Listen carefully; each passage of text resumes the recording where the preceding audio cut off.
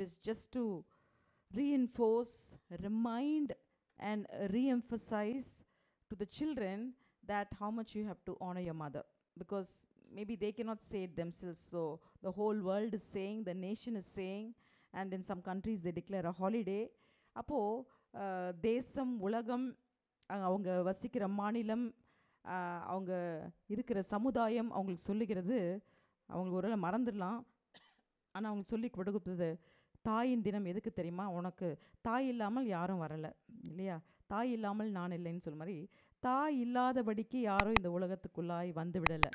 Okay, so they either have a biological mother, surrogate mother, but all set and done every child has his or her own mother. So அப்போ அந்த தாயை கனப்படுத்தும்படி ஒரு it's a day, it's a privilege day for children. I wouldn't say for the mothers, for the children to celebrate their mothers. எத்தனை மதர்ஸ்க்கு இன்றைக்கி children வந்து wish பண்ணாங்க காலையில்? Happy mother's day. ஒரு மதர் தானா? 2 மதருக்கு விஷ் பண்ணாங்க, 3 மதர், 4 மதர். ஓகே, எல்லாம் யோசிச்சு சொல்கிறாங்க. நான் எங்கள் அம்மாவுக்கு விஷ் பண்ணல, ஏன்னா மதர்ஸ் டே மெசேஜை ப்ரிப்பேர் பண்ணியிருந்தேன். எனக்கு வந்து ஒரு பிள்ளை விஷ் பண்ணிச்சு, மற்ற 2 பிள்ளை மறந்துருச்சு. அதனால் ஸோ விஷ் பண்ணுறதால அப்படின்னு சொல்ல முடியாது, பட் இருந்தாலும் அவங்களுக்கு நம்ம விஷ் பண்ணாத பிள்ளைங்களுக்குலாம் சொல்கிறோம், ஏன்பா இன்றைக்கி மதர்ஸ் டே, இன்றைக்காவது உங்கள் அம்மாவுக்கு என்ன பண்ண, நீ விஷ் பண்ணு, உங்கள் அம்மா விஷ் பண்ணுற மாதிரி நடந்துக்கோ அப்படின்னு சொல்லிட்டு. ஸோ இன்றைக்கி வசனம் 2 கொரிந்தியர் 12:9. 2 Corinthians chapter 12 verse 9. அதற்கு அவர், என் கிருபை உனக்கு போதும், பலவீனத்தில் என் பெலன் பூரணமாய் விளங்கும் என்றார். ஆகையால் கிறிஸ்துவின் வல்லமை என்மேல் தங்கும்படி என் பலவீனங்களை குறித்து நான் மிகவும் சந்தோஷமாய் மேன்மை பாராட்டுவேன். எத்தனை பேர் வந்து இப்படி சொல்ல முடியும் தெரியல, எத்தனை தாய்மார்கள். In English it says, my grace is sufficient for you, for my power is made perfect in weakness. Just listen to the words, God's power is made perfect in our weakness. So if you think that you have failed as a mother, if you think you have failed or failing now as a mother, I just want to reassure you with this wonderful promise that says, don't worry about your weakness, because you know why? It is my power that is going to be made perfect in your weakness. If there is any mother out here saying that, I'm the perfect mother, I deserve it all, I deserve a crown on my head, then this verse is not for such a mother. This verse is for a mother who's broken hearted. This verse is for a mother who feels she's failed her children, failed her family. This verse is for the mother who maybe she is re-examining her life and asking, where did I go wrong? Did I raise my child? Didn't I raise my child in the fear of God? Where did it all go wrong? And this verse is for a mother who's blaming herself. Who's blaming herself and asking, where did I go wrong? My dear mother, I just want to tell you, this verse says, God wants to speak to you, and God tells you, where you are weak, I am strong. If you feel that you have become weak, if you feel that you have failed, if you feel that you have committed mistakes and you're unable to come out of it, God wants to tell you, He is the only one who's perfect. அவர்தான் பரிபூரணன். யாருமே இங்கே உலகத்தில் சொல்ல முடியாது மற்ற அம்மாக்களை பார்த்து, அவர்களைப் போல நான் இல்லை, இவர்களைப் போல நான் இல்லை என்று சொல்லுவதை பார்க்கிலும், கர்த்தர் என்னை பூரணமாக்குவார் என்று சொல்வது எத்தனை மேலான காரியம். ஏன்னா in English it says, therefore I will boast all the more gladly about my weakness, so that Christ's power may rest on me, says the word of God. I will boast about my weakness, so that the power of Christ will rest on me. A mother who fully acknowledges the sovereignty of God over her life, over her family, over her children, is the perfect candidate for God's grace. எந்த தாய் தன் மீது, தன் குடும்பத்தின் மீது, தன் பிள்ளைகளின் மீது கர்த்தருடைய ஆளுகையை அவர்கள் accept பண்ணுறாங்களோ, அந்த தாய் தான் கிருபை பெறுவதற்கு ஸ்லாக்கியமுள்ள தாய். அந்த கிருபை என்பது இட்ஸ் அ ப்ரெஷியஸ் ப்ரிவிலேஜ். அந்த கிருபை இல்லாதபடிக்கு தான் நம்ம அநேக நேரம் உடைந்து போகிறோம். அந்த கிருபை படிதான் அநேக நேரம் கர்த்தர் உருவாக்க நினைத்தாலும் அந்த அந்த நிலைமைக்கு கூட நம்ம வராதபடிக்கு நம்ம விட்டு விடுகிறோம். So this, even as I was telling you, this is for the broken hearted mother, or for the mother who feels she's unable to overcome the challenges in life because her challenge or her challenges are the challenges that are faced by the children. ஒருவேளை women's day கொண்டாடுறோம், wife's டே இருக்கா தெரியல, wife's டே அந்த wife விமென்னா கூட when the husband goes through suffering, or when the husband is challenged, when the husband is going through some struggle or trauma, we do not know how much this woman feels and fights, for the husband. But as a mother, nobody needs to induce it into her. It is already their instinct. அந்த instinct என்ன பண்ணுறாங்க, பிள்ளைக்கு ஏதாவதுன்னா தமிழில் சொல்லுவாங்களே தான் ஆடலாம் கூட தசை ஆடும்னு சொல்லிட்டு, ஒரு அவங்க மைண்டில் இருக்காது, ஆனால் ஹார்ட்லேருந்து உடனே வந்துடும். They will fight for the child, they will protect the child. And in the Bible it is given how the bear will fight for the cubs. The mother bear which loses its cubs, with so much of ferocity. So we have mothers who are so protective, who want to defend their children. But are you defending the faith of your children? நம்முடைய பிள்ளைகளின் விசுவாசத்தை காக்கிறவர்களாக நம்ம இருக்கிறோமா என்று சொல்லி. Maybe there are fierce mothers, there are ferocious mothers who think they can do it all for their children, who think they are the best defense for their children. But I just want to tell you, instead of being a ferocious mother, instead of being an overprotective mother, I want you to be a mother of faith, a woman of faith. ஒரு விசுவாசமுள்ள தாய், அவர்கள் எவ்வளோ மேல், எந்த தாயை காட்டிலும் நான் என் பிள்ளையை பார்த்துப்பேன், நான் இவ்வளோ விரியமாக இருக்கிற தாய், என்னால் என்ன முடியும், என்னால் கடைசி வரைக்கும் நான் உன்னை பார்த்துப்பேன் என்று சொல்லி எத்தனை தாய்மார்கள் உங்கள் பிள்ளைகளுக்கு பொய் வாக்குறுதி கொடுத்து கொண்டிருக்கீங்களோ, தயவு செய்து அப்பேற்பட்ட வாக்குறுதி கொடுக்காதீங்க. Maybe you think you are encouraging your child, but you know what, you are misdirecting your child. நீங்கள் நினைக்கலாம் என் பிள்ளைகளை உற்சாகப்படுத்த அப்படி சொல்கிறேன், ஆனால் அது உங்களால் கூடவே கூடாது. உங்களால் கூடாதது கர்த்தரால் கூடும். இன்றைக்கு நம்ம வேதாங்கமத்திலேருந்து 3 விமென் பார்க்க போகிறோம். Great women of faith. They were great women of faith, and one of them is recorded in the hallmark of faith in Hebrews 11 and also in the genealogy of Jesus Christ. இதில் ஒரு ஸ்திரீ எபிரேயர் 11ஆம் அதிகாரம் விசுவாசத்தின் பாத்திரங்கள் அப்படின்னு சொல்கிறாங்க, அங்கேயும் அவங்க பெயர் இருக்குது. அதே போல் அவங்க பெயர் எங்கே இருக்குது, ஆண்டவராக இயேசு கிறிஸ்துவின் சந்ததியிலும் அவங்க பெயர் இருக்குது. யார் அவர்கள்? சாராவின் பெயர் கொடுக்கப்பட்டிருக்கா? இல்லையே ஜீனியாலஜியில். வேற யார், எந்த ஸ்திரீ? ராகாபுடைய பெயர் கொடுக்கப்பட்டிருக்கு. Even Sarah is bypassed because Abraham comes to prominence when God records the genealogy of Jesus Christ. But you know what? Rahab, whom the world might despise, the world might bypass, the world might overlook, or the world might cancel Rahab. யோசிச்சு பாருங்கள், நம்முடைய அந்த Royal லீனேஜ்லேருந்து வரும்போது இல்லை ஏதாவது ஒரு lineage சொல்லும்போது ரொம்ப அவமானத்தின் சின்னம்னா அது அப்படியே நைஸாக விட்டுற பார்ப்போம். சொல்லுவான் அப்படி ஒரு கிரிமினல் என்னுடைய ஜீனியாலஜியில் இருப்பாங்களா அப்படின்னு சொல்லிட்டு அதை மட்டும் நம்ம என்ன பண்ணுவோம், கட் ஆஃப் பண்ணிடுவோம். பட் ஆனால் யாராவது ஒருத்தர் கொஞ்சம் மகிமைக்குரியவராக இருந்தாருன்னா அதையே நம்ம திருப்பி திருப்பி சொல்லுவோம், நான் இந்த பரம்பரையிலேருந்து வரேன், இவங்க என்னுடைய தாத்தா, இவங்க என்னுடைய அப்பா என்று சொல்லி நம்ம பெருமை பாராட்டுகிறோம். ஆனால் ஆண்டவராக இயேசு கிறிஸ்து எத்தனையோ ஸ்திரீகள் மேலே பெருமை பாராட்டியிருக்கலாம், எத்தனையோ ஸ்திரீகள் வம்சாவளியாய் கர்த்தர் வந்தார், அவர்களெல்லாம் சொல்லாதபடிக்கு ராகாப் என்ற she was a prostitute. It is recorded in the Bible. These are not my words. It is recorded here in the Holy Book, and it clearly talks about her past.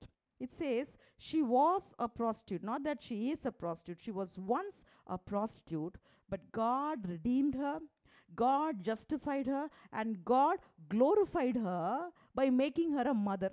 யோசிச்சு பாருங்க, அந்த ப்ராஸ்டிடியூட்டை ஒரு விலை மாது அவங்க தன்னைத்தானே விலைக்கு விற்கிற ஒரு ஸ்திரீ, யோசித்து பாருங்க, அவர்களை கொண்டு வந்து ஆண்டவராக இயேசு கிறிஸ்து அவர்தான் ராஜாதி ராஜா, தேவாதி தேவன், அவருக்கு அப்பாற்பட்டு யாரும் இல்லை. There's nobody beyond him in glory, in splendor, in everything. There's nobody that can be compared to him. But Jesus Christ records the name of this prostitute woman and calls her one of the matriarchs. One of the matriarchs of faith. யோசிச்சு பாருங்க.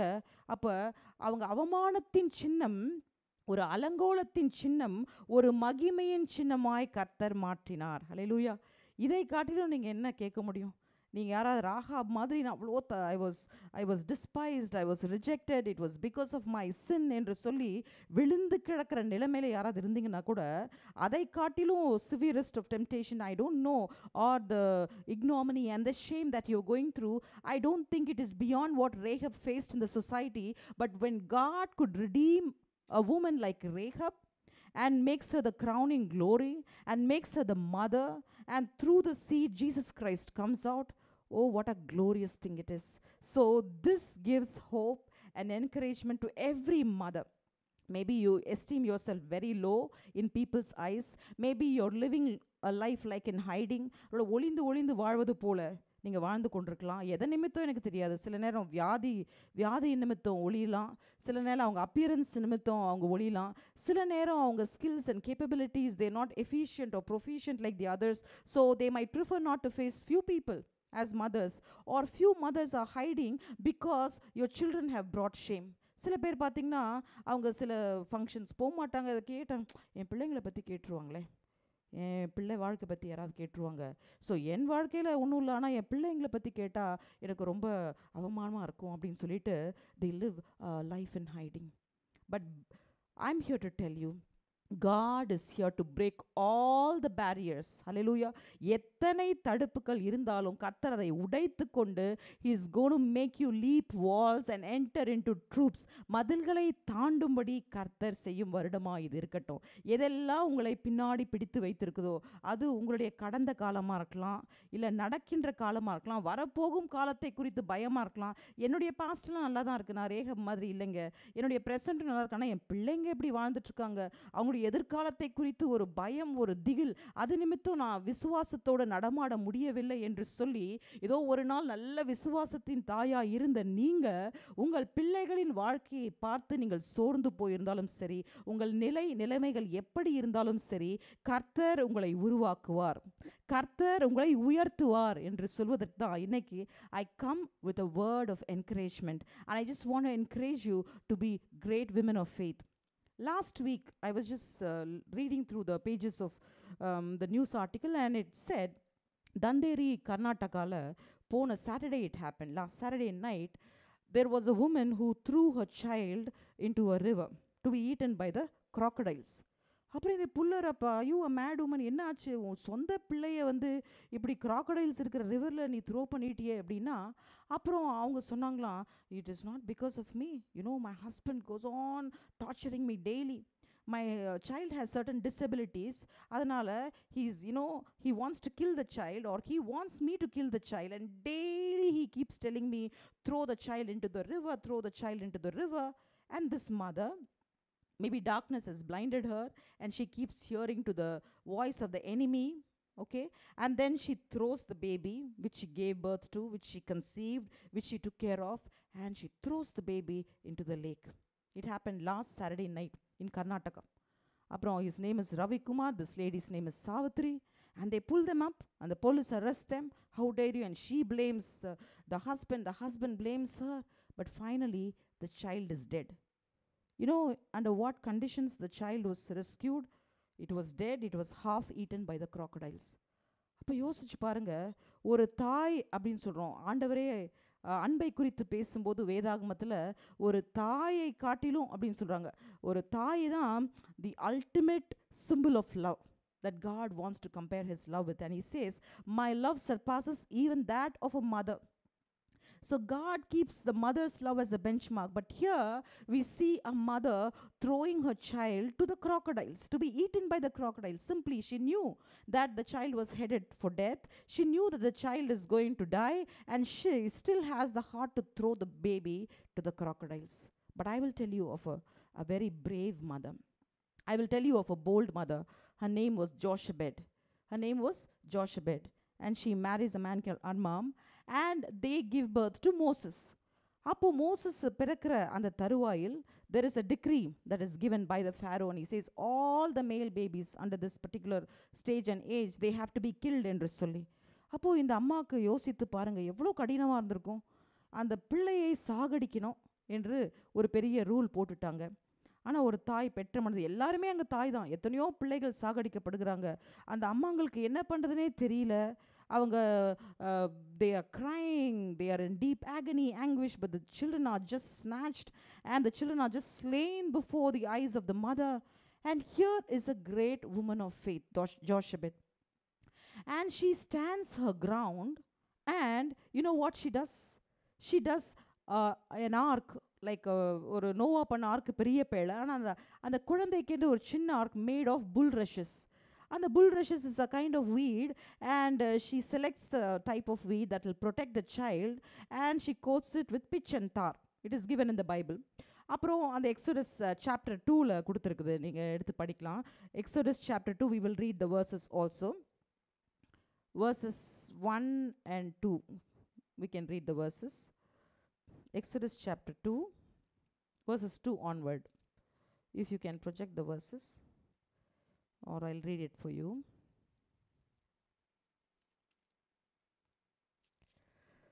நான் இங்கிலீஷில் நான் படிக்கிறேன்.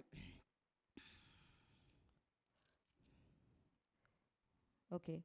About this time, a man and a woman from the tribe of Levi got married. The woman became pregnant and gave birth to a son. She saw that he was a special baby. So she was a mother who had some kind of discerning. Special baby, in different translations it's given in different ways. சில translations சொல்லப்பட்டிருக்கு he was a beautiful baby அப்படின்னு சொல்லிட்டு. So special baby. And she kept him hidden for 3 months. But when she could no longer hide him, she got a basket made of papyrus reeds and waterproofed it with tar and pitch. She put the baby in the basket and laid it among the reeds among the bank of Nile River. How much it would have pained for this mother to give up the child. And in what way was she different from the other mothers? I would just like to draw your attention.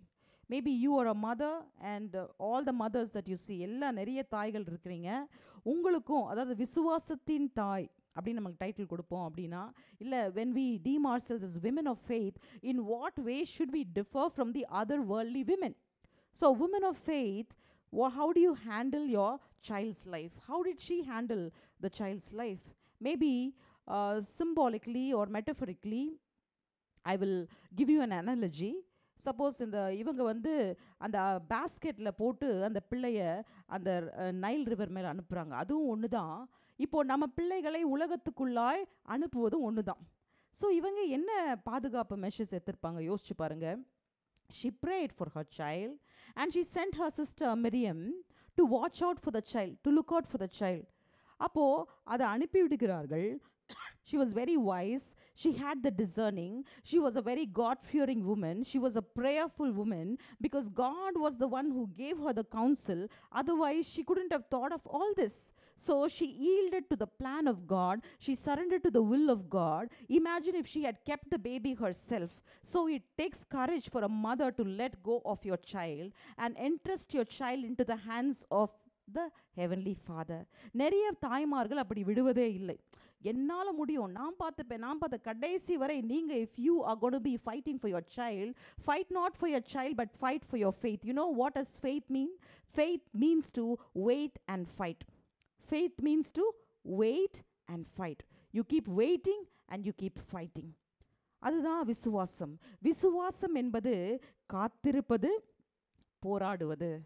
காத்திருப்பது, போராடுவது, அது ரெண்டும் நம்ம செய்யணும். யோசிச்சு பாருங்க, இவங்க அந்த குழந்தையை அந்த நதியில் விடாதபடிக்கு அந்த குழந்தையை அவங்களே வைத்து கொண்டு, ஐயோ நதியில் விட்டால் அந்த இதாவது ஆகிடும், என் பிள்ளை செத்துரும் அப்படின்னு அநேக காரியங்கள் அவங்க பண்ணிக்கலாம். ஆனால் அதுக்கும் அவங்க அப்படியே குழந்தைய அப்படியே விட்டுறல, அதுக்கு அழகாக என்னென்ன பாதுகாப்பு மெஷர்லாம் எடுக்கணுமோ அது எல்லாவற்றையும் எடுத்து அது மிதக்கும்படி அதை பார்த்து கொள்ளும் ஒரு ஆளை நியமித்து இவ்வளோ பண்ணுறாங்க. But if she was a foolish mother, all mothers are affectionate, but are all mothers women of faith? You know, if you are a woman of faith, you become wise. விசுவாசம் நம்மளை ஞானமாய் விவேகமாய் ஆக்கும். அதனால் அவங்க விசுவாசத்தின் தாயாய் இருந்தது நிமித்தம் கர்த்தருடைய ஞானம் அவர்களுக்குள்ளாய் செயல்பட்டு அவர்கள் பிள்ளையை நதியில் விடுகிறார்கள். நதியில் விடாத எத்தனையோ அம்மாமார்கள் இருக்கலாம். நான் நதியில் விட மாட்டேன். You have so many wild things that could come and kill a child. There's so many wild people out there. But when you send your child, are you coating them with your prayer? Are you coating them with that ark of bulrushes, with that pitch and tar, all that she coated with? You just want to push your child away just because you cannot take care of them. That is not the methodology. That is not the pattern. But here we have a discerning mother. We have a diligent mother. We have a caring mother who took all the measures that she ought to, and then God did the rest. If you do your best, God will do the rest. There are so many mothers, when they feel they cannot do the best, they do the worst. அவங்களால சிறப்பா பண்ண முடியல அப்படின்னா அதில் ரொம்ப மோசமாக என்ன பண்ண முடியும் பண்ணிடுறாங்க. Because they are frustrated with their own selves and they show it upon their children, because they translate their failures into the child's life. தான் தோற்று போய்விட்ட என்னால் இதை முடியல அப்படின்னு சொல்லும்போது அந்த விரக்தியை பிள்ளைகள் மேலே காட்டி அந்த பிள்ளைகள் they don't know how to contain it, they don't know how to control it, they don't know how to balance all the frustrations that they have received from either the mother or the father, and they in turn they cannot reciprocate it to their parents, but they bring it out in the society. But this mother did not do that. She was the calm in the storm, and she concealed the baby. So if you are a woman of faith, you have to conceal your child. If you are a woman of faith, you have to cover your child with prayer. If you are a woman of faith, you have to keep your child hidden from the elements of the world. அப்போனா என்ன, பொல்லாத ஆட்கள் இல்லை பொல்லாத சூழ்நிலைகளுக்குள்ளாய் நீங்கள் தெரிந்தே உங்கள் பிள்ளைகளை அனுப்பாதபடிக்கு அவர்களுக்கு என்ன பாதுகாப்பு தேவையோ அந்த பாதுகாப்போடு நீங்கள் பேசுகிற அந்த தேவ வார்த்தைகளோடு ஜெபங்களோடு உங்கள் பிள்ளைகளை அனுப்பினீர்கள் என்றால் then they will be winners in the society. Otherwise they're going to be losers. So here was Jochebed, who was concealing the baby in faith. She not only conceived in faith, but she concealed the baby in faith, and she sent the baby on the river Nile. And it is told about Jochebed that she outlived even Moses, and she entered into the land of Canaan. அவர்கள் அந்த கானான் தேசத்துக்குள்ளாய் அடியெடுத்து வைத்தாங்க. மோசே கூட அந்த privilege கிடைக்கல, யோசிச்சு பாருங்க. ஆனால் ஜோஷபெட், she raised 3 great leaders. Jochebed raised 3 great, who are they? Aaron, Miriam and Moses. 3 பிள்ளைகளும் they were leaders. If one is a leader, fine. But all the 3 were prominent people. All the 3 were like prophets. All the 3 were leading citizens of the nation of Israel. And they were all national leaders. And who was the mother? Jochebed. So what was so special about Jochebed? அப்போ யோசேபத்தை குறித்து என்ன அவ்வளோ சிறப்பு தன்மை? ஏன்னா ஒரு பிள்ளையை வளர்த்து பெரிய ஆளாக்குவது பெரிய அண்ணாளுக்கு ஒரு பிள்ளை சாமுவேல் குறித்து, மற்ற பிள்ளைகளை குறித்து நமக்கு தெரியல. ஆனால் ஜோஷபேட் 3 பிள்ளைகளும் முத்தை போல பெற்று 3 பிள்ளைகளும் கர்த்தரின் ராஜ்யத்தில் பெரிய ஆட்களாய் அவர்கள் செய்தார்கள் என்றால் எவ்வளோ பெரிய விசுவாசத்தின் தாயாய் அவங்க இருந்திருக்கணும். She was a courageous woman, she was a confident woman, she was a prayerful woman, she was a righteous woman, and also she trusted on God so much that she did not just give up her children to the world, she gave up her children into the hands of God to face the world. அப்போ நம்மளும் பிள்ளைகளை விட்டு கொடுக்க கூடாதுன்னு சொல்ல, பிள்ளைகளை விடுங்க. ஆனால் நீங்கள் செய்கிற காரியங்களை சீராய் செய்து பிள்ளைகளை விட்டிங்கன்னா கண்டிப்பாக பிள்ளைகள், நம்ம எப்படி கேட்டோம் இப்போது, நம்ம புகழ்கிற மாதிரி ஒரு பெற்றோரை புகழ், இப்படி ஒரு பிள்ளையை பெற்றெடுத்த எத்தனை பேர் சொல்லியிருப்பாங்க. யோசேபத் மோசஸை பெற்றெடுத்த தாய் என்று சொல்லி, she received all the glory, the adulation deserving of a prayerful mother, because she was a woman who was waiting and who was fighting. அப்போ யோசித்து பார்க்கும்போது படிப்படியாக அவங்க மோசையை விடுறாங்க. அதுக்கப்புறம் மிரியம் போகிறாங்க பார்த்துக்க. அதுக்கப்புறம் all of us know what happened, and the Pharaoh's daughter, she looks at the child, the same discerning that this mother had, God puts the thought in that Pharaoh's daughter's heart. இவங்க பார்க்கும்போது அந்த பிள்ளை ரொம்ப special. அதே போல் அந்த பார்வோனின் உடைய மகள் பார்க்கும்போதும் அந்த பிள்ளை ரொம்ப ஸ்பெஷலாக இருந்தது. ஏதோ சாதா பிள்ளை இல்லை, பார்த்ததும் எகிப்தியரின் இஸ்ரவேலின் பிள்ளைன்னா அந்த ரூல் போயிட்டே இருக்குது. இவங்க ராஜாவின் மகளாக இருப்பது நிமித்தம் அவங்க என்ன பண்ணிருக்கணும், ஐயோ எங்கள் அப்பா இப்படி ஒரு ரூல் போட்டிருக்காரு, நான் அவருக்கு அகெயின்ஸ்டாக போய் இந்த பிள்ளை எடுத்து வளர்ப்பதா என்று யோசிக்காதபடிக்கு அந்த பிள்ளை மேல் அவ்வளோ ஒரு பாசத்தையும் அன்பையும் ஆண்டவர் அங்கே விதைக்கிறார். அதே போல நீங்கள் கர்த்தரின் பார்வையில் சரியாக இருந்து கர்த்தரின் பார்வையில் ஜெபித்து உங்கள் பிள்ளைகளை நேசிப்பீர்கள் என்றால், யார் கண்களில் அவர்களுக்கு தயவு கிடைக்க வேண்டுமோ, யார் கண்களில் அவர்களுக்கு பிரியம் கிடைக்க வேண்டுமோ, கர்த்தர் அதை செய்வார். ஹல்லேலூயா. If you love God and love your child, take it from me, when you send them into the world, from whom they have to receive that uncommon favor and grace, it will automatically come to them. Abraham Lincoln, you know about him. He is one of the most famous presidents that United States of America ever had. And he abolished slavery with a single rule that he brought out. And he was such a righteous man. And he gives all the credit to his mother. All that I am, all that I hope to be, I give it to my angelic mother அப்படின்னு சொல்கிறாங்க. இன்னொரு ஒரு powerful statement அவர் சொல்கிறாரு, no one is poor if you have a godly mother. யாருமே ஏழை இல்லை. எப்போ உங்களுக்கு ஒரு ஜெபிக்கிற தாய் இருக்கும்போது நீங்கள் ஏழை இல்லை என்று சொல்கிறார். If you have a mother who prays for you, don't say you are poor, please. You are the most wealthiest person because you have a mother who's always on her knees praying for you, praying for your future, praying over your life. And that was a statement said by Abraham Lincoln. But at the same time, to be a mother is not so easy. So I told you about a mother who threw her child to the crocodiles. I told you about a mother who was confident, who was prayerful, who protected her child and let the child go, knowing fully well that God's eye. She did not send Moses to die. She sent Moses for the plan of God to be fulfilled. ஒரு தாய் பிள்ளை சாகணும் அப்படின்னு நதியில் போடுறாங்க, இன்னொரு தாய் பிள்ளை சாகக்கூடாது என்று நதியில் போடுறாங்க. ஏன்னா பிள்ளை ஏன்ட்டு இருந்தா soldiers வந்துருவாங்க. The Egyptians would come, they will slay the baby. She wanted to protect the baby and then she allowed the baby to float on the river Nile. So let us be like Jochebed, where we have to conceal our children, where we have to protect our children. We have to do our job. We cannot afford to be careless. We cannot afford to say I am so busy. நம்ம வேலையில் நம்ம ரொம்ப மும்முரமாக இருப்போம் அப்படின்னா அப்போது பிள்ளைகளை பெற்றெடுக்கவே கூடாது. The worst thing is for a mother to bring out a child and not take care of it. ஒரு பிள்ளையை பெற்றெடுத்துட்டு அதை கவனிக்க முடியாத தாய் அவங்க தாயே இல்லை. அவங்க பெற்றெடுப்பது நிமித்தம், just like being a biological mother, you don't become a mother. Even if you're not a biological mother, when you raise your child to face the world confidently on God's terms, and then you become a mother of faith. No, I was recently, I was delivering a keynote address in one of the schools and I asked them, there were a lot of parents there, and I asked them, which is the wisest animal? Which is the wisest animal? எந்த ஒரு விலங்கு ரொம்ப புத்திசாலி விலங்கு சொல்லுங்க? Fox. Any other animal? Elephant is clever, huh? Okay. So which is the largest animal? Which is the biggest animal? Elephant சொல்லலாம். Okay. So, but who is the king of the jungle? Lion. Yeah, it is not the wisest, it is not the biggest, but still, why lion is the king of the jungle? It is courageous. It is courageous. Oh, king na, leader na, you must have the confidence. King na, you must have the courage. You need not be the most clever.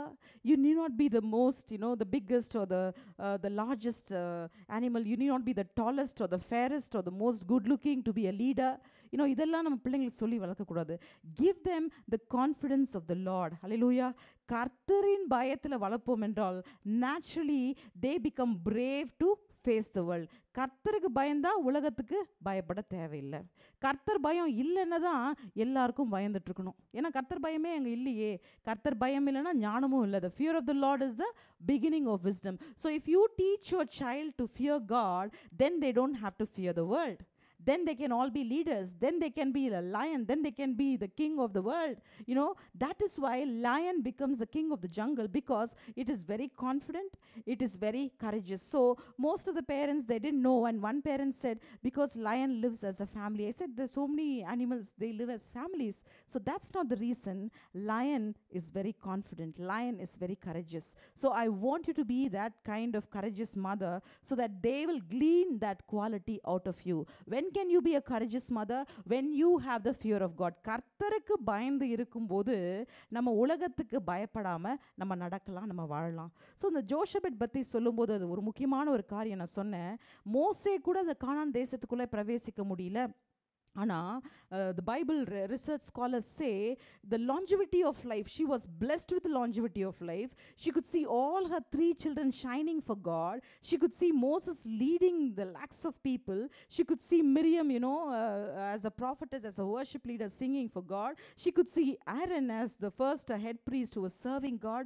இதெல்லாம் பார்த்து மகிழ்ந்து களி கூர்ந்து ஆண்டவர் கொடுத்த அந்த வாக்குத்தத்தம் பண்ணப்பட்ட அந்த தேசத்துக்குள்ளாய் பிரவேசித்த பிறகுதான் அவங்களும் உங்க கணவரும் மரிக்கிறாங்க அப்படின்னு சொல்லிட்டு research says. So she was a blessed woman and she raised her children in faith.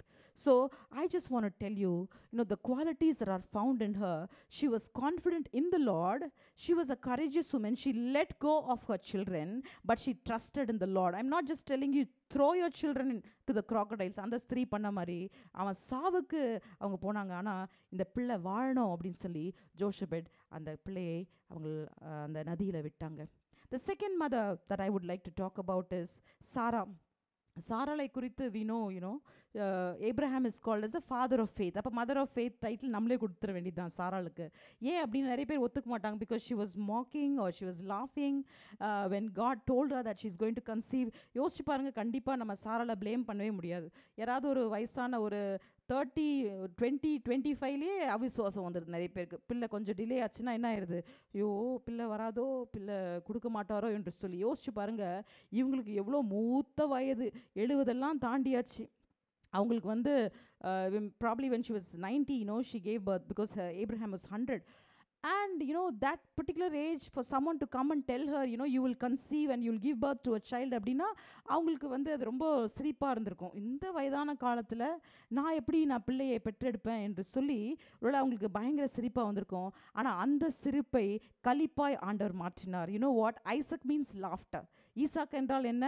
சிரிப்பு என்று அர்த்தமா. அப்போது நம்ம ஒருவேளை யாரெல்லாம் அவிசுவாசத்தின் தாய்மார்களாய் கர்த்தரை ஒருவேளை நிந்திக்கல, அவ்வளோ தூரத்துக்கு நம்ம பேசலை, நம்ம யோசிச்சுட்டு இருக்கலாம், கர்த்தரே நீங்கள் நல்லவர் தான், அதெல்லாம் ஓகே, ஆனால் இது போய் நடக்குமா என்று சொல்லி ஏதோ ஒரு தாய் நீங்கள் அமர்ந்து கொண்டு பேசி கொண்டிருக்கலாம். இத்தனை வருடங்கள் நான் ஜெபிச்சிட்டேன், இத்தனை மாதங்கள் கூட இல்லை, இத்தனை வருடங்கள் நான் ஜெபிச்சிட்டேன், அது எப்படி இவ்வளோ வருஷம் ஆகாதது இப்படி ஆகும் என்று சொல்லி நீங்கள் கேள்விக்குறியோடு உட்கார்ந்து கொண்டிருப்பீர்கள் என்றால், சாராளை வைத்து தான் this message is going to give you a beautiful promise that God fulfilled in Sarah's life. Maybe she was laughing out of unfaith, and she was laughing and maybe she was covering up her tears. Who knows? ஒரு சில நேரம் அழுறதுக்கு பதிலாக அழ முடியாது, அதனால் அப்படியே சும்மா சிரிப்பாங்க, அந்த மாதிரி அவங்க சிரிச்சிருக்கலாம். ஆனால் அது மெய்யான சிரிப்பாய் அக்களிப்பாய் கர்த்தர் மாற்றினார். By faith she conceived, says the word of God, and I will read that verse to you. It is given in Hebrews 11th chapter. And can you play that verse where it talks about Sarah? By faith, it is given in the initial verses of Hebrews. Okay. விசுவாசத்தினாலே சாராலும் வாக்குத்தத்தம் பண்ணினவர் உண்மையுள்ளவர் என்றெண்ணி கர்ப்பம் தரிக்க பெலனடைந்து வயது சென்றவளாயிருந்தும் பிள்ளை பெற்றாள். ஒரே வசனம், Hebrews 11:11. So it says, by faith Abraham, even though he was past age and Sarah herself was barren, was enabled to become a father because he considered him faithful who had made that promise. And it talks about Sarah's faith. சாராலும் வாக்குத்தம் பண்ணிவர் உண்மையுள்ளவர் என்று. Abraham மட்டும் விசுவாசித்தா ஆயிருக்குமா? ஆனால் சாராலும் சேர்ந்து விசுவாசித்தார்கள். ஆனால் எப்பேற்பட்ட சூழ்நிலையில் விசுவாசித்தார்கள் தெரியுமா? ஆண்டவர் வாக்குத்தம் கொடுத்துறார் 75 வயதில். ஆனால் சாராளுக்கு விசுவாசம் கொஞ்சம் அசைக்கப்படுகிறது. அதுக்கப்புறம் தான் என்ன பண்ணுறாங்க, ஆகாரை கொண்டு வந்து இணைக்கிறாங்க. She think she is very wise. அவங்க ரொம்ப ஞானமுள்ள ஸ்திரீ நினச்சிக்கிட்டு என்ன, ஆண்டவர் வாக்குத்தம் கொடுத்துட்டாரு, ஆனால் I have to help God to fulfil the promise. Don't do that mistake. Women, don't think yourself too wiser than God. Because when God gives a promise, He is able enough to fulfill that promise. கர்த்தர் ஒரு வாக்குத்தத்தம் கொடுப்பார் என்றால் அது முழுமை பெற செய்ய கர்த்தரால் முடியும். நீங்கள் கர்த்தருக்கு உதவி பண்ண தேவையில்லை. இவங்க கர்த்தருக்கு உபகாரம் பண்ண கர்த்தர் வாக்குத்தம் கொடுத்தாரு, ஆனால் அதை நிறைவேற்ற நான் தான் உதவி பண்ணணும் போல இருக்கு என்று சொல்லி ஆகாரை கொண்டு வந்து ஆபிரகாமோடு இணைக்கிறாள். இணைத்து அந்த பிள்ளை, I think Hagar's son was born when Abraham was almost 86 years old. When going through all the verse, probably he was 86. So the வாக்குத்தத்தம் கொடுத்த பிறகு விசுவாசம் என்னாச்சு சாராளின் வாழ்க்கையில்? பல ஆண்டுகள் காத்து கொண்டே இருக்கிறாங்க. கிட்டத்தட்ட 10 ஆண்டுகள் நடைபெறலை. அதுக்கப்புறம் என்ன பண்ணுறாங்க, ஆகாரை கொண்டு வந்து ஆபிரகாம் வாழ்க்கையில் இணைக்கிறார். ஆனால் அந்த தவறு பண்ணுற எத்தனையோ ஸ்திரீகள் நீங்கள் இருக்கலாம். நீங்கள் யோசிச்சு பார்க்கலாம், என் பிள்ளை வாழ்க்கை என்னால் தான் ஈடேறும் போல இருக்குது, நான் தான் ஏதாவது பண்ணணும், இவங்களை கொண்டு வந்து இங்கே வைக்கலாம், இவங்களை இந்த ஜாபில், ஏதோ ஒரு மாம்சத்தில் எடுக்கிற முடிவுகள் உங்கள் பிள்ளைகளின் வாழ்க்கையை கெடுக்காதபடி ஜாக்கிரதையாக இருங்கள். ஏன்னா சாரால் எடுத்த முடிவு அது தவறான முடிவு. அவங்க கர்த்தர் கரத்தில் காத்திருந்து கர்த்தர் she could have struggled and strived, but she thought, no, I'm not going to struggle anymore. I will find an easy way out. God gave the promise. God said he will bless my husband's seed, so probably I should be helping God to fulfill that promise. But please, mothers, never make the mistake of superseding or going ahead of the plans of God. கர்த்தர் ஒரு திட்டம் கொடுத்தார் என்றால் he makes everything beautiful in his own time, says the word of God. And Sarah and Isaac and the whole generation had to face so much of affliction because of what happened to Ishmael and how they've grown now. ஆனால் அவங்க எடுத்த ஒரு சின்ன ஒரு தவறான முடிவு எவ்வளோ பெரிய விளைவுகளை சந்திக்க இருந்தது. அதே போல் be careful about every single decision that you take. Jehoshaphat trusted in God and she let go of her child. Here was Sarah who made a mistake. She decided in her flesh. தன்னைத்தானே கர்த்தருக்கு அப்பாற்பட்டு ஞானம் என்று சொல்லி முடிவுகள் எடுப்பதில் அவங்க தவறுனாங்க. யோசிச்சு பாருங்க, அவங்க தவறுன போது அவங்க வாழ்க்கையில் தான் அது பிரதிபலிப்பானது. அவங்க விதைத்தது அவங்க வாழ்க்கையிலே வினையானது. அவங்க யோசிச்சு பார்த்தாங்க, அது வரைக்கும் ஒரு பிள்ளை பிறக்குமோ பிறக்காதோ அவங்களுக்கு தெரியல. ஏன்னா அன்னாளுக்காவது தெரிஞ்சது, பெனினாக்கு ஏற்கனவே குழந்தை இருந்தது, ஊருக்கே தெரிஞ்சிச்சு, அன்னாள் தான் மெலடி, அன்னாள் மேலே தான் தப்பு என்று ஊருக்கே தெரிந்தது. ஆனால் சாராலும் ஆபிரகாம் மேலே இத்தனை வருஷம் நிறைய வேலைக்காரங்க இருந்தாங்க, அவங்க பெரிய வெல்தி பீப்புளாக இருந்தாங்க. ஆனால் எல்லோரும் யோசிச்சிருப்பாங்க, யார் மேலே தவறு, ஆபிரகாம் மேலே தவறா சாராள் மேலே தவறா என்று சொல்லி. அப்போ சாராளுக்கு ஒரு சந்தேகம், ஏன் மேலே தான் தவறா, இல்லை நான் இது இல்லை அப்படின்னு சொல்லிட்டு மேபி அவங்க ஆகாரை இணைக்கும் போது அவங்களுக்கு அந்த யோசனை இருந்திருக்கலாம். நீ தான் பார்ப்போமே என்று சொல்லி கர்த்தர் சொல்லுகிறார் நான் உனக்கு உன் சந்ததியை ஆசீர்வதிப்பேன் என்று சொல்லி. Maybe she was testing God. Please don't test God. கர்த்தரை சோதிக்கிற தாய்மார்களாய், கர்த்தரை சோதிக்கிற ஸ்திரீகளாய் நம்ம இருக்க வேண்டாம். She was testing God. When God wants to test your faith, here is Sarah who's testing God. கர்த்தர் விசுவாசத்தை சோதனையிட பார்த்தா இவங்க கர்த்தரையே சோதனையிட்டாங்க. அப்போ ஆண்டவர் நினைச்சாரு, let me wait. And he did not give the power of resistance at Abraham. Abraham yielded to Sarah's word, says the word of God. அப்போ ஆண்டவர் யோசிச்சுக்கலாம், ஓ சாரா நீ இவ்வளோ கிளவர் ஆயிட்டியா, நான் கொடுத்த வார்த்தை நான் நிறைவேற்ற மாட்டேன், நான் என்ன பண்ணுற பார்க்கலாம் என்று சொல்லி ஆபிரகாமும் கர்த்தரிடம் கேட்காதபடிக்கு, கர்த்தரிடம் காத்திருக்காதபடிக்கு மனைவி சொன்ன வார்த்தைக்கு கீழ்ப்படிந்து ஆகாரோடு இணைந்து இஷ்மவேலை பெற்றெடுக்கிறாங்க. அதுக்கப்புறம் ஒரே நிந்தை, அதுக்கப்புறம் சண்டை, அதுக்கப்புறம் அவமானம் சாராளுக்கு தான். ஏன்னா எல்லாருக்கும் தெரிந்தது தவறு யார் மேலே, சாராள் மேலே. இந்த வயதிலும் ஆபிரகாம் பிள்ளையை பெற்றெடுக்கிறார். இத்தனை வருஷம் அவர் பாருங்க ஒரு மலடியான ஸ்திரீயோடு வாழ்ந்திருக்கிறார் என்று சொல்லி எல்லா சமுதாயம் அவங்களுக்கு கோபம் ஒரு பக்கம், அவமானம் ஒரு பக்கம், shame, and she could not tolerate and she wanted to chase away Hagar out of her life. But God brought Hagar back again. Suppose sometimes the decisions that you take, the decisions that you make over your family, your children, your spouse, you have to face the consequences. கர்த்தர் வாக்கு கொடுத்தார், correct தான். ஆனால் அந்த வாக்குத்தை நிறைவேற்றும்படி what is the route that you are taking? கர்த்தருடைய வாக்குத்தை கர்த்தர் கரங்களே விடுவீங்களா, இல்லை உங்கள் கரத்தில் கையாள்வீங்களா? இப்போ வேணால் எல்லாம் நல்லா போகிற மாதிரி இருக்கும், ஆனால் விளைவுகளை நீங்கள் தான் சந்திக்கணும். உங்கள் முடிவுகளின் விளைவுகளை நீங்கள் சந்திக்கணும். ஒரு காலம் ஒரு ஆண்டு விட்டுருவார், நீ பண்ணுறியா பண்ணு. பிள்ளை பெறாமல் ஆண்டு செஞ்சுருக்கலாம். ஆகாரின் பிள்ளை அந்த பிள்ளையை சபித்திருக்கலாம், இல்லை அந்த சாராளின் ஊம்பை அடைத்து வைத்த தேவன் இவர்களுடைய கர்ப்பத்தையும் அடைத்து வைத்துக்கலாமே. யோசிச்சு பாருங்க, நான் கொடுத்த ப்ராமிஸ் 100 வயதில் தான் ஃபுல்ஃபில் பண்ணுவேன், அதுக்கு முன்னாடி ஆபிரகாமே உனக்கு சந்ததி வரக்கூடாது என்று சொல்லி சாராளின் கர்ப்பத்தை அடைத்த தேவன் ஆகாரின் கர்ப்பத்தையும் அடைத்திருக்க கூடும் கண்டிப்பா. ஏன்னா அந்த பிள்ளைக்கு வாழ்க்கை கொடுப்பது ஆண்டவர் தான், ஆனால் ஆண்டவர் வாழ்க்கை கொடுத்துறாரு. Sometimes God wants you to face the consequences of your decision. So maybe it is a warning to all the mothers. If you think, this is the promise and I will take this. No, it is not like that. When God gives a promise, God knows how to fulfill it in your life. Give time for God. Wait in His presence and don't strive against God. Strive in the presence of God for God to fulfill that promise. Because when Sarah broke the will of God, she had to go through affliction. She had to face the consequences. It is better for you to refrain from facing the consequences. இப்பொழுது கர்த்தருடைய வார்த்தை வரும்போதே, ஆண்டவரே நான் எடுத்த முடிவுகள் தவறு தான், அந்த தவறான முடிவு அவங்க அதனால் என்ஜாய் பண்ணாங்களா? அதனால் அவமானம் தான் அவங்களுக்கு வந்தது. ஓ, என்னுடைய பிள்ளை ஆபிரகாமின் பிள்ளை வந்துட்டு சந்தோஷப்பட்டாங்களா? இல்லையே, அவங்களுக்கு இன்னும் போறாமல் இன்னும் கோவம். யோசிச்சு பாருங்க, அந்த தாயுள்ளம் வரவே இல்லை. எப்போ இவளை துரத்தலாம், எப்போ இவளை மட்டும் துரத்திட்டு இஷ்மேல் வச்சிருக்கலாம். ஆனால் சாரால் சொல்லும்போது அந்த பையனையும் சேர்த்து துரத்துங்க அப்படின்றாங்க. அது தாயுள்ளம் இல்லாமல் போயிற்று. அது எதனால்?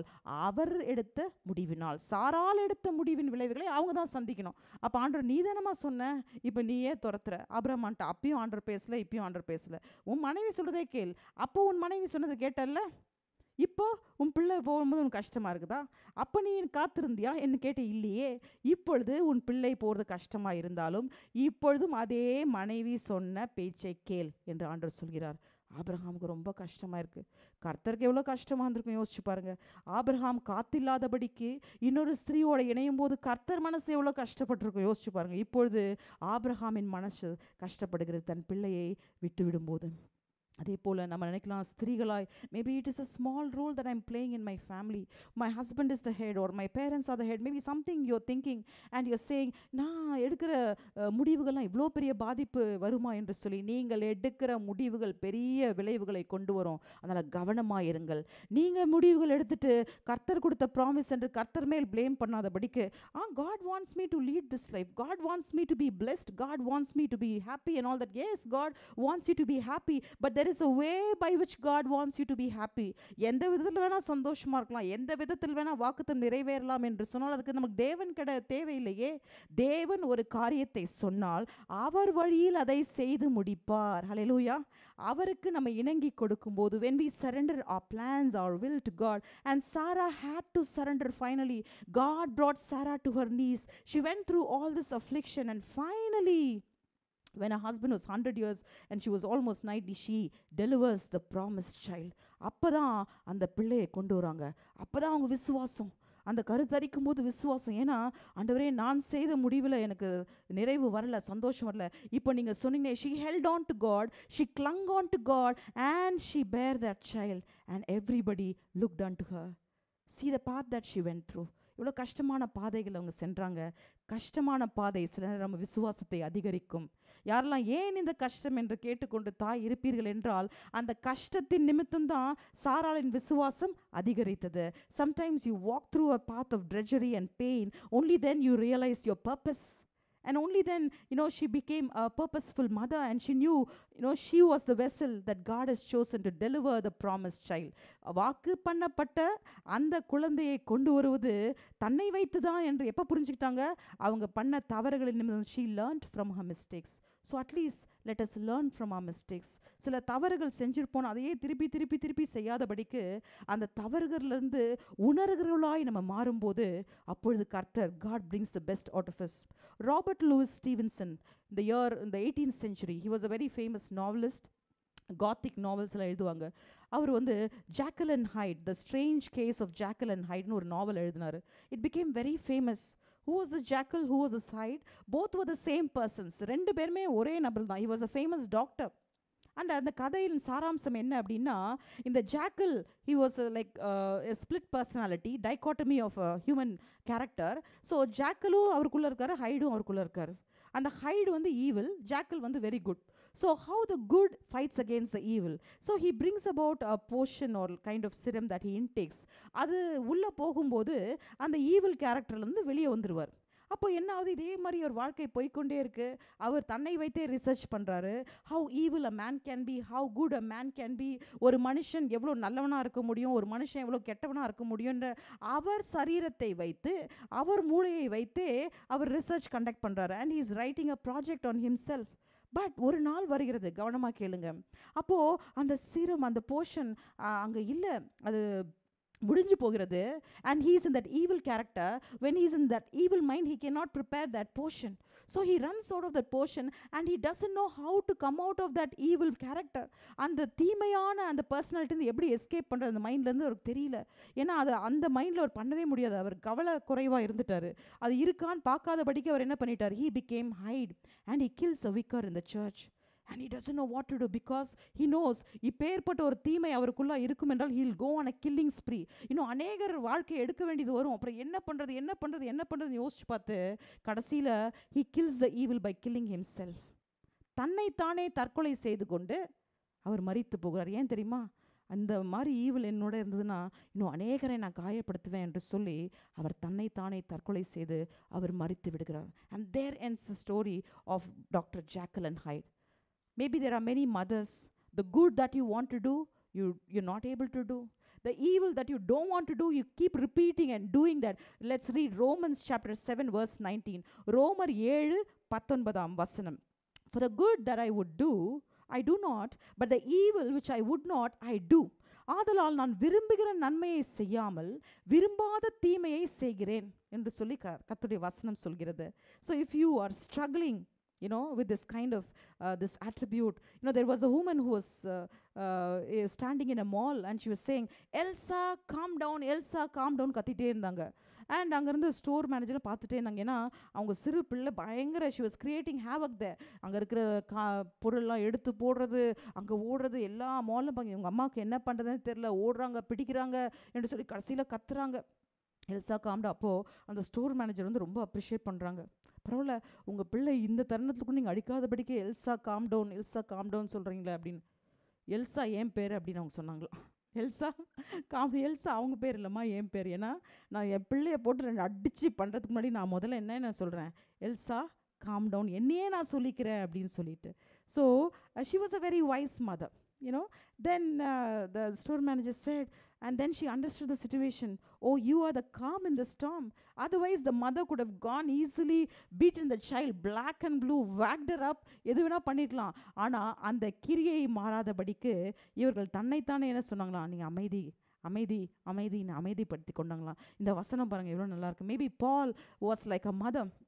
He had that motherly instinct. He did not want to do the evil, but he was doing it. And that is why we have the verse that says, in your weakness, my power is made perfect, says the word of God. So for all the imperfect mothers, for all the mothers who are very disturbed about your life, about your children's future, however, whatever it could be, God is cancelling all your negative feelings by empowering you with this verse, because when you are weak, God is strong. When you're unable to do the good that you want to do, and you're just doing the evil that you don't want to do, but still we have a God who will take care of you and he will put you in the right direction. ஆண்டவர் அழகாய் உங்களை ஸ்திரப்படுத்தி பலப்படுத்தி சரியான பாதையில் கொண்டு வர ஆண்டவருக்கு தெரியும். எப்படி சாராளை ஸ்திரப்படுத்தினாரு, எப்படி சாராளை பலப்படுத்தினாரு. He corrected her, he rebuked her, he admonished her, he went her, he made her go through the furnace of affliction, but she came forth as fine gold and silver. அந்த அக்கினி சூளைக்குள்ளாய் சாராள் சென்ற பிறகு அவர்கள் பொன்னும் வெள்ளியுமாய் திகழ்ந்தார்கள். அதே போல எத்தனை mothers, maybe today you are standing in the furnace of affliction, but I would like to tell you, you are the mother of promise. You are a great matriarch of faith. நீங்கள் தான் விசுவாசத்தின் தாய். ஏன்னா உங்க விசுவாசத்தை விடாதபடி பிடித்து கொண்டிருக்கீங்களே. எத்தனையோ காரியங்களை விட்டெறிந்த நீங்க கர்த்தரை விடாதபடிக்கு நீங்கள் பிடித்து கொண்டிருக்கீங்க. சில தாய்கள் பிள்ளைகள் கூட விட்டுட்டீங்க, நான் ஒன்றும் பண்ண முடியாது, ஆனால் கர்த்தரை விடாமல் நீங்க பிடித்து கொண்டது நிமித்தம் ஆண்டவர் உங்களை மகிமைப்படுத்துவார்.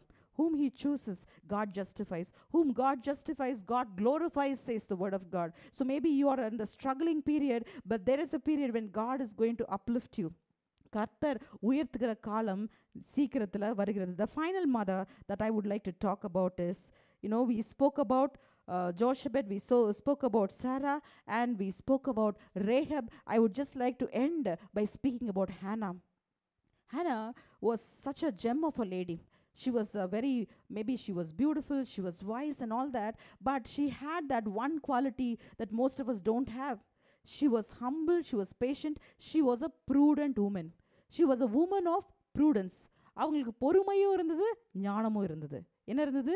பொறுமை இருந்தது, ஞானம் இருந்தது. ஏன்னா அவங்க மலடி என்று எல்லாருக்கும் தெரிந்து விட்டது. பெனினாளுக்கு எத்தனையோ பிள்ளைகள், ஆனால் அன்னாளுக்கு ஒரு பிள்ளை கூட இல்லை.